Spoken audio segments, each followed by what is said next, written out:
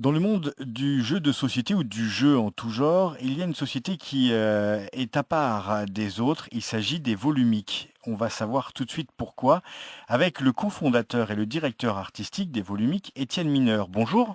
Bonjour. Alors pourquoi vous êtes à part? Parce que vous êtes une société qui arrive à mélanger jeux de société et on va dire nouvelles technologies avec plusieurs jeux qui marchent très très bien ou qui vont sortir dans les prochaines semaines et dans les prochains mois. Euh, Comment est née cette société des Volumiques?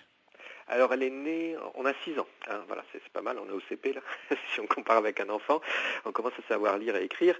En fait, on vient plutôt du jeu vidéo et du numérique en général, hein, mes développeurs et moi. Et il y a 5-6 ans, on a voulu revenir au support papier, au support physique. Voilà, on en avait un peu marre tous de travailler sur écran pour l'écran. Et puis le jeu vidéo se dématérialise totalement, hein. Maintenant c'est entièrement du téléchargement, il n'y a presque plus de boîte, plus rien.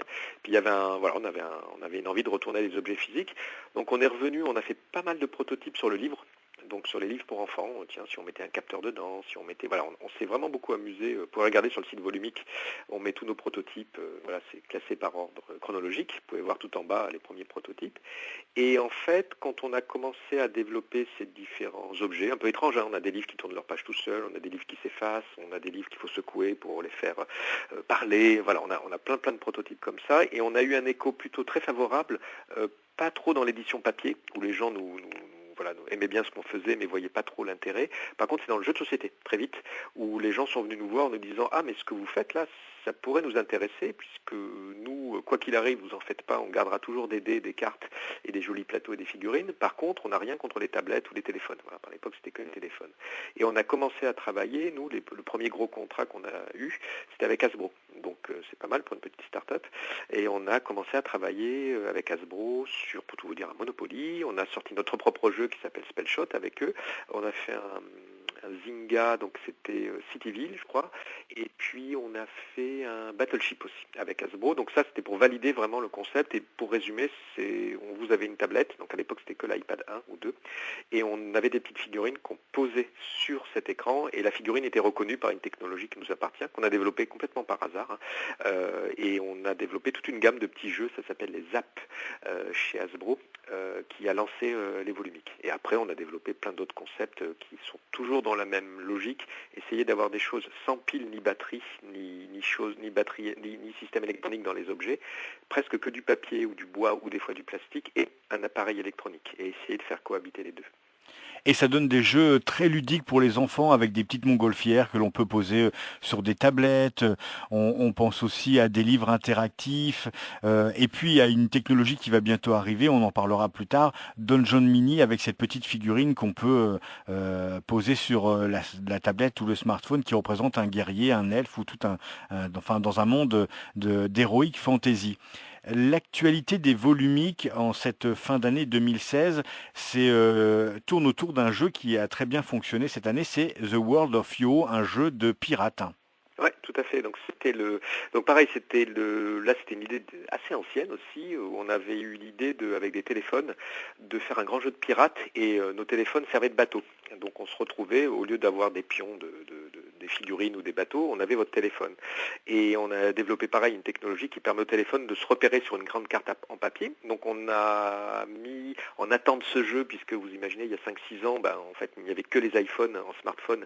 Donc tout le monde nous a dit, vous êtes très rigolo les Volumiques, mais vous inventez le jeu à 3 000 €, hein, puisque chaque pion coûtait en gros entre 750 et 800 €. Et avec l'arrivée des Android et la démocratisation de tous ces téléphones, on a relancé le projet il y a 2 ans. On a fait un Kickstarter qui a marché, et on a pu sortir l'année dernière, pile, hein, en gros à Noël, le projet. Donc il marche plutôt bien, puisqu'on arrive à vendre presque toutes nos boîtes, hein, ce qui est quand même, on en a 8000, hein, pour tout vous dire. Et on a fait une très grosse mise à jour, là, la semaine dernière, hein, donc mi-décembre, puisqu'on a eu, je crois que c'est la 4e mise à jour, mais celle-là elle est très importante parce qu'il y a beaucoup plus de contenu. Avant c'était plutôt des mises à jour de gameplay, de technique ou d'ergonomie. Et là maintenant on a fait une grosse mise à jour où il y a un mode par équipe qui est assez marrant, c'est-à-dire qu'on est 2 contre 2 ou 3 contre 1, à vous de choisir. On a plein de nouvelles missions très variées. Il y a des missions pacifiques que j'aime bien, c'est-à-dire que voilà, il ne faut pas vous battre, mais les autres ne le savent pas. Il y a plein de missions comme ça. On a amélioré la technique, on a rajouté plein d'armes ou d'événements assez rigolos, donc on peut tirer de plus loin, on peut mettre mettre des virus, vous verrez, on peut mettre des mines, enfin voilà, on a vraiment enrichi tout le bestiaire aussi, on peut maintenant, les monstres sont beaucoup plus intéressants à attaquer, enfin voilà, donc on a fait une très grosse mise à jour là qui vient de sortir et qui est gratuite bien sûr pour tous les gens qui ont c'est l'avantage, c'est que vous avez la boîte, vous avez acheté la boîte et nous on va faire régulièrement des mises à jour comme celle-ci. Voilà. Et c'est vraiment le jeu typique qui mélange jeu de société et nouvelles technologies, puisqu'on rappelle, c'est le téléphone qui remplace le bateau, et quand les téléphones se rencontrent sur la carte, il faut choisir les actions à faire pour mener le combat, et c'est les téléphones qui vont gérer le combat entre eux. Oui, tout à fait.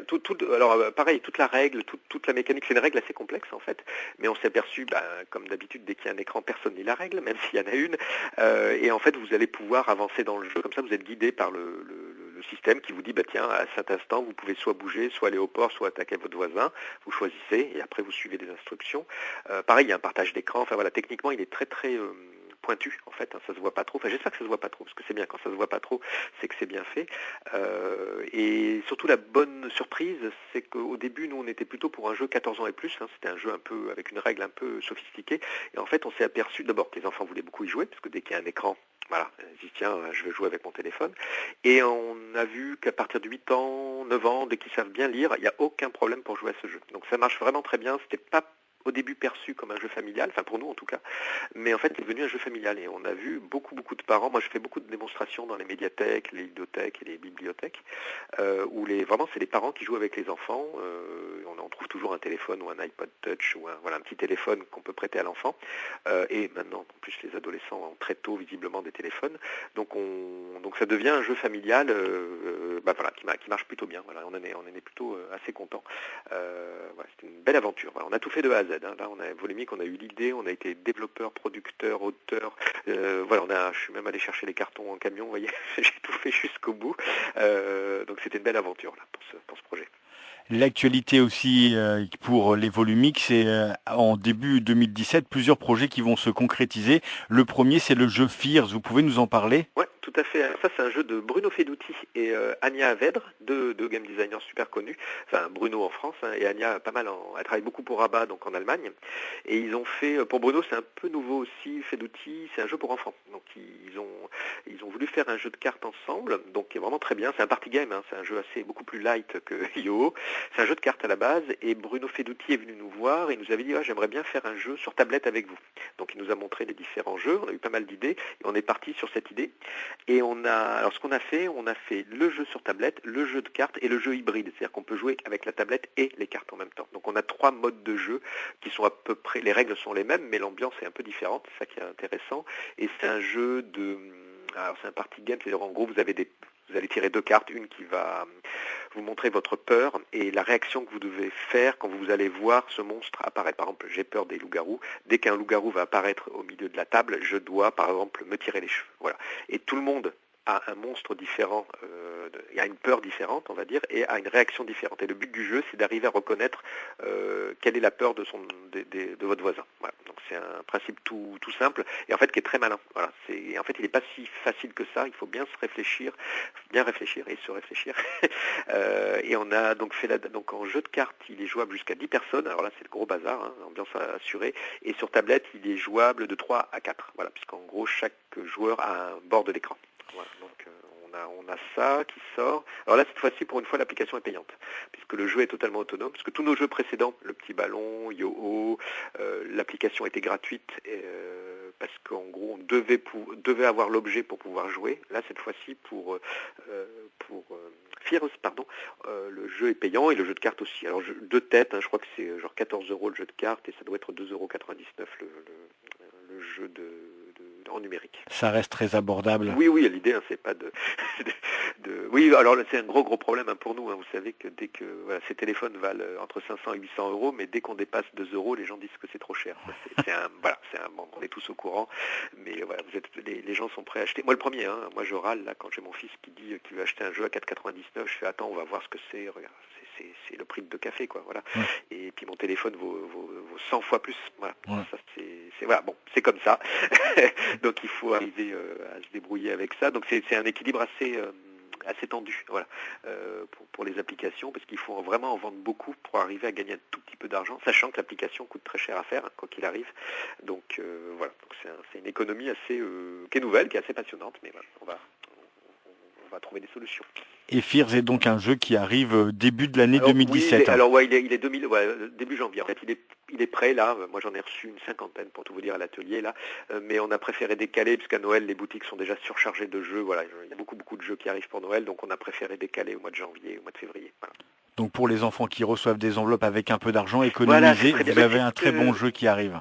Ouais, mais c'est marrant, c'est ce que nous ont dit les boutiques. Ils nous ont dit, mais vous en faites pas au mois de janvier. On a une sorte de deuxième vague de gens qui vont acheter des jeux, en plus d'une manière un peu plus raisonnée. C'est-à-dire que voilà, c'est vraiment le jeu que je voulais. J'ai eu l'argent par les grands-mères ou les grands-pères ou les oncles, et voilà, cette fois-ci, je vais acheter le jeu qui me plaît.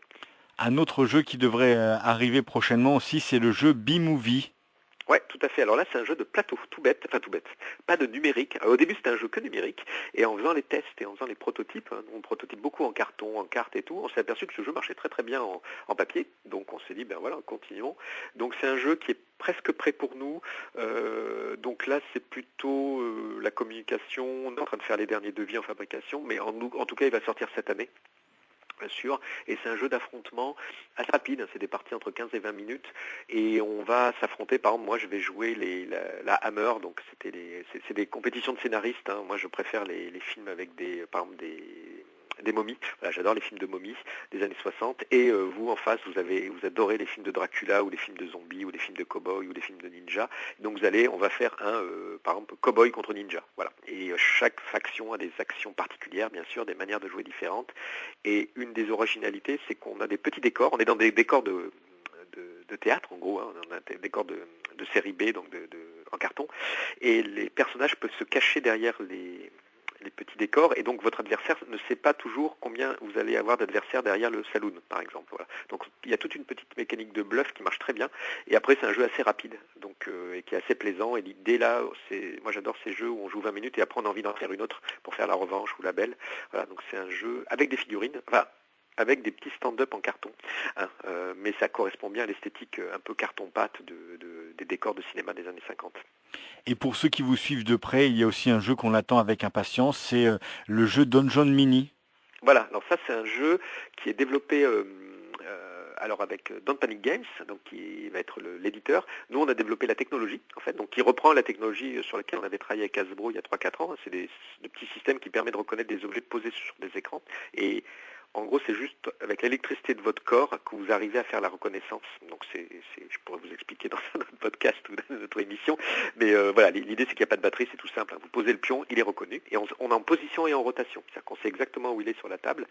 Et donc, c'est Farid Ben Salem et Cédric Littardi qui ont développé ce jeu en game design, là, sur l'idée. Nous, on fait tout le développement et la techno. Et normalement, sauf erreur de ma part, on va faire un gros Kickstarter, là, début 2017. Voilà, le prototype marche bien. Et là maintenant, ben voilà, ils vont faire un Kickstarter très bientôt. Et donc on va pouvoir jouer un héros de Medieval Fantasy. Ah oui, là c'est vraiment voilà. Oui, là c'est vraiment on va dire de la fantasy classique. Il y a l'elfe, voilà, il y a le nain, il y a le guerrier, il y a tout ce qu'il faut. Et c'est un vrai dungeon crawler, c'est-à-dire que vous allez avancer dans des pièces petit à petit qui vont se générer comme ça, et vous allez collecter des trésors, vous allez ouvrir des portes, vous allez attaquer des monstres, et voilà, y avoir de nouvelles armes, de nouvelles capacités. Voilà. Mais par contre vraiment avec une vraie petite figurine qui est posée sur l'écran. Qui a vraiment un rôle et qui représente. En préparant cette émission, on pensait même au fait qu'avec l'arrivée de l'impression 3D, prochainement, on pourrait très bien imaginer créer sa propre figurine pour le mettre sur le socle. Oui, tout à fait. Ça, c'est une des pistes sur lesquelles on a travaillé. Ce qu'on s'en sert, nous, en prototypage, c'est qu'on a des petits socles neutres, en fait, tout ronds, et qu'on pose sur le plateau, et le plateau ou l'iPad ou la tablette reconnaît le pion numéro 23, voilà, par exemple. Et après, on pose juste la petite figurine par-dessus. Donc, on pouvait imaginer d'imprimer soi-même sa figurine, par exemple avec son effigie ou votre visage, pourquoi pas, enfin voilà, comme vous voulez. Et après, vous allez vraiment jouer avec votre propre personnage qui est vraiment unique. Donc, l'impression 3D, c'est ça qui est intéressant, c'est que va vous permettre d'avoir un pion vraiment unique par rapport à soit vos capacités dans le jeu, soit votre visage, soit ce que vous voulez. Hein. Ça peut même faire un très beau cadeau. Vous allez, vous vous allez faire, je sais pas, le visage de votre enfant sur un elfe, voilà, si ça lui plaît, il va se retrouver vraiment impliqué dans le jeu, dans la petite figurine. Donc ça, c'est une piste très intéressante, qui est tout à fait envisageable techniquement, ça marche, puisqu'on le fait souvent. Après, ça va être vraiment l'économie, puisqu'encore les impressions 3D de qualité coûtent assez cher. Voilà, donc c'est voir sur quel jeu on va pouvoir faire ça. Mais peut-être dans le Jour de Mini, s'y prêterait pas mal en fait. En préparant cette interview, on parlait de la démocratisation du jeu en général, que ce soit le jeu de société ou même les jeux vidéo. Vous êtes au cœur de ce monde, vous mêlez les deux, nouvelles technologies et jeux de plateau. Du coup, vous voyez des projets arriver, on vous demande d'être consultant pour des choses qui vont vraiment être novateurs dans les mois et même les années à venir. Oui, alors exactement. On travaille aussi avec d'autres, en partenariat avec d'autres sociétés qui sont dans le jeu. Alors par exemple dans le jeu de rôle, on en parlait juste tout à l'heure, on a pas mal de demandes. Là pour l'instant rien ne s'est concrétisé, mais de demandes parce que souvent le maître du jeu actuellement derrière son paravent ou son cache a souvent une tablette qui l'aide à aller plus vite dans les règles, voire même des fois mettre de la musique. Donc là il y a pas mal de choses qui sont très intéressantes pour fluidifier le jeu et pour aider. Ça remplace surtout pas le maître du jeu, mais c'est pour aider le maître du jeu dans son jeu et de créer des scénarios assez rapidement, donc ça c'est une piste intéressante, et on a souvent d'autres sociétés qui travaillent dans le jeu de société, voire dans le jeu vidéo aussi, on travaille pas mal avec des gens du jeu vidéo qui nous demandent en tant que, alors j'aime pas trop ce mot, mais experts, en tout cas, bon, ça fait 6 ans qu'on est dans ce domaine d'une manière assez pointue, donc qui nous posent des questions, c'est-à-dire qui viennent voilà, pour un projet très particulier, qui nous dit voilà, qu'est-ce que vous en pensez, est-ce que vous pouvez des fois développer un petit prototype là-dessus, c'est pas tout le jeu, c'est vraiment juste une partie, ou alors est-ce que ça c'est faisable ou non, voilà, donc ça c'est intéressant, parce qu'il y a plein de choses intéressantes qui se développent, à la fois le jeu de société se porte très bien, donc maintenant c'est quelque chose qui se redéveloppe et qui n'est pas du tout en concurrence avec les jeux vidéo, ça c'est intéressant, parce que moi à mon époque, moi j'ai 48 ans, c'était soit jouer au Monopoly, soit à Space Invader, donc j'ai choisi Space Invader à l'époque, et donc il y avait une sorte de concurrence, là maintenant il n'y a plus du tout de concurrence, les jeunes ou les ados jouent aussi bien aux jeux de cartes qu'à League of Legends ou à autre chose, ou à Rocket League, et c'est deux espaces bien différents, et de rassembler les deux, ça leur plaît beaucoup. Enfin, il n'y a pas du tout de répulsion par rapport à ça. Donc ça marche vraiment très bien. Donc on est sur une pente qui ascendante, qui marche bien. Et puis techniquement, les prix baissent et on en parlait aussi tout à l'heure, les écrans commencent à s'agrandir. Donc ça c'est aussi une question très intéressante, les tablettes PC, des choses comme ça. On commence à avoir des écrans de plus en plus grands qu'on peut mettre à l'horizontale. Ça c'est ça notre premier requis chez nous. Et en plus c'est compatible avec nos technologies puisque ce sont des écrans capacitifs donc qui sont sensibles au champ électrique de vos doigts et donc des petites figurines. Donc là voilà, c'est un avenir, j'espère, qui s'annonce intéressant, à la fois pour créer des nouveaux mécaniques de gameplay, parce que c'est ça qui est intéressant en fait, c'est d'essayer de ne pas copier, de ne pas faire juste un portage d'une mécanique ludique qui existe d'un jeu de plateau X ou Y, c'est plutôt d'inventer de nouvelles manières de jeu qui va lier le plaisir du jeu de société qu'on a autour de la table et les avantages du jeu électronique ou du jeu informatique. Voilà, donc les deux. Donc nous on est vraiment entre les deux, donc on travaille pas mal avec d'autres sociétés dans ce domaine. Étienne Mineur, merci beaucoup pour ce témoignage. Je rappelle que vous êtes le cofondateur et le directeur artistique de Volumic et que pour vous retrouver tout ce dont on a parlé et les superbes jeux que vous faites, il suffit d'aller sur internet volumic, VOLUMIQUE.com. Voilà, vous avez tout. Merci beaucoup. Merci beaucoup. Au revoir.